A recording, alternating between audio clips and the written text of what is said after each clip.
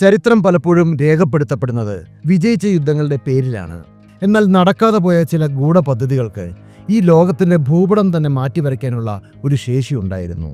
ശീതയുദ്ധത്തിന്റെ ഏറ്റവും നിർണായകമായ ഒരു കാലഘട്ടം.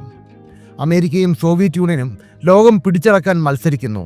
അന്ന് ക്രെംലിനിലെ അടച്ചിട്ട മുറികളിൽ ഒരു രഹസ്യ പദ്ധതി രൂപം കൊണ്ടിരുന്നു. നൂറ്റാണ്ടുകളായുള്ള റഷ്യൻ സാമ്രാജ്യത്തിന്റെ ഏറ്റവും വലിയ ആഗ്രഹം, വാം വാട്ടേഴ്സ് എൻട്രി അഥവാ അറബിക്കടലിലേക്കുള്ള പ്രവേശനം. റഷ്യയുടെ ആ സ്വപ്നത്തിന് കുറുകെ നിന്നിരുന്നത് ഒരേ ഒരു തടസ്സമായിരുന്നു, പാകിസ്ഥാൻ. ഇതിനെ സാക്ഷാത്കരിക്കാൻ പാകിസ്ഥാനെ വെട്ടിമുറിച്ച് ബലൂചിസ്ഥാനെ ഒരു സ്വതന്ത്ര രാഷ്ട്രമാക്കുകയോ അല്ലെങ്കിൽ സോവിയറ്റ് നിയന്ത്രണത്തിലുള്ള ഒരു സാറ്റലൈറ്റ് സ്റ്റേറ്റ് ആക്കുകയോ ചെയ്യുക. ഇതായിരുന്നു ക്രെംലിൻ്റെ പദ്ധതി. അതിനവർ നൽകിയ പേരായിരുന്നു ഓപ്പറേഷൻ വാം വാട്ടേഴ്സ്. അന്നത് നടന്നില്ലെങ്കിലും ഇന്നും ലോകരാഷ്ട്രീയത്തിൽ അലയൊലികൾ സൃഷ്ടിക്കുന്ന ആ ചരിത്രത്തിലേക്ക് നമുക്കൊന്ന് തിരിഞ്ഞു നോക്കാം.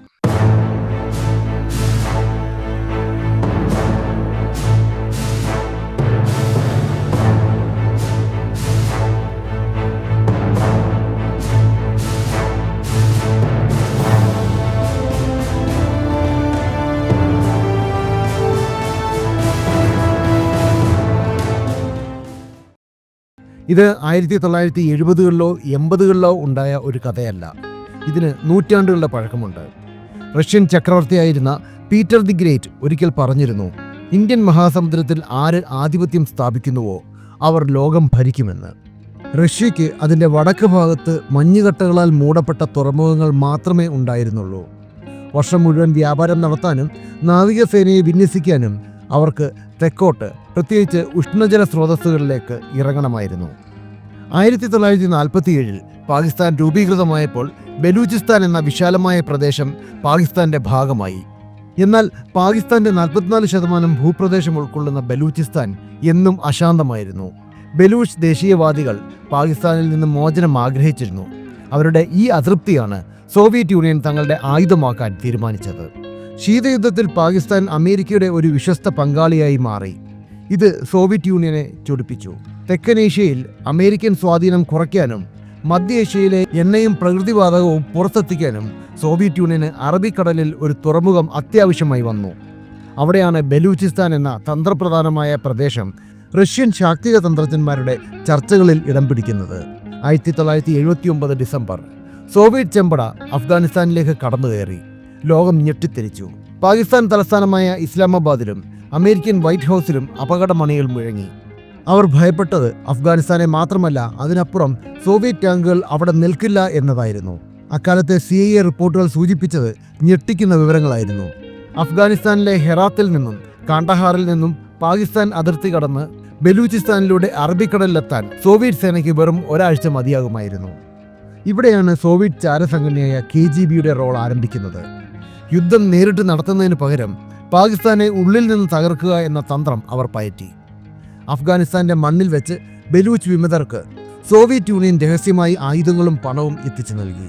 അഫ്ഗാനിലെ താവളങ്ങളിൽ വെച്ച് ഏകദേശം 6000-ഓളം ബലൂച്ച് യുവാക്കൾക്കാണ് ഗറില്ല യുദ്ധമുറകളിൽ അക്കാലത്ത് റഷ്യൻ ഇന്റലിജൻസ് പരിശീലനം നൽകിയത്. സ്വതന്ത്ര ബലൂചിസ്ഥാൻ എന്ന ആശയത്തെ സോവിയറ്റ് യൂണിയൻ പൂർണ്ണമായും പിന്തുണച്ചു.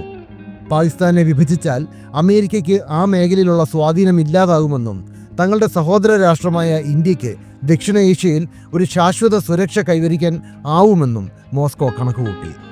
എന്നാൽ സോവിയറ്റ് യൂണിയൻ ഒട്ടും പ്രതീക്ഷിക്കാത്ത ഒരു തിരിച്ചടിയാണ് അവരെ കാത്തിരുന്നത്.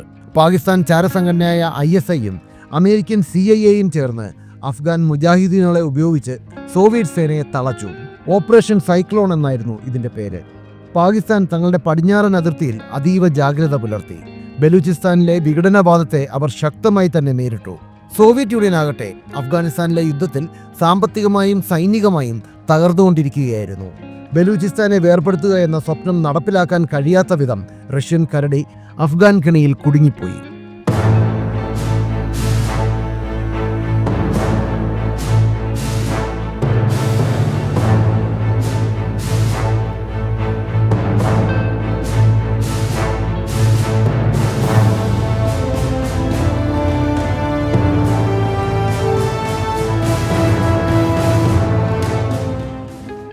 1989-ൽ സോവിയറ്റ് യൂണിയൻ അഫ്ഗാനിസ്ഥാനിൽ നിന്ന് പിൻവാങ്ങി.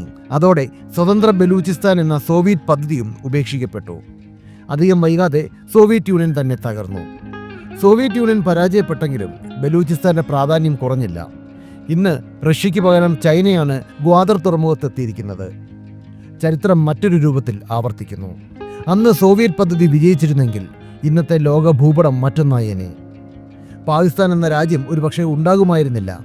മധ്യേഷ്യയും ഇന്ത്യൻ മഹാസമുദ്രവും തമ്മിലുള്ള ബന്ധം റഷ്യയുടെ കൈകളിൽ അമരുമായിരുന്നു. വാം വാട്ടേഴ്സ് എന്ന സ്വപ്നം ബാക്കിയാക്കി സോവിയറ്റ് യൂണിയൻ ചരിത്രമായി.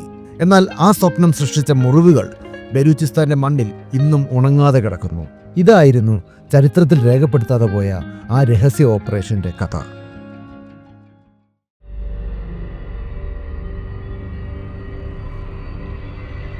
ലോകരാഷ്ട്രീയവും പ്രതിരോധ തന്ത്രങ്ങളും ബിസിനസ് മാറ്റങ്ങളും എന്നിങ്ങനെ നമ്മുടെ ലോകത്തെ രൂപപ്പെടുത്തുന്ന നിർണായക ഘടകങ്ങളെക്കുറിച്ച് വിശകലനം ചെയ്യുന്ന വിശ്വസനീയമായ മലയാളം ചാനലാണ് ചാണക്യ. നിങ്ങൾക്കും നിങ്ങളുടെ ബ്രാൻഡിനും ഞങ്ങളോടൊപ്പം ചേർന്ന് പരസ്യം നൽകാൻ ആഗ്രഹമുണ്ടെങ്കിൽ ദയവായി ബന്ധപ്പെടുക.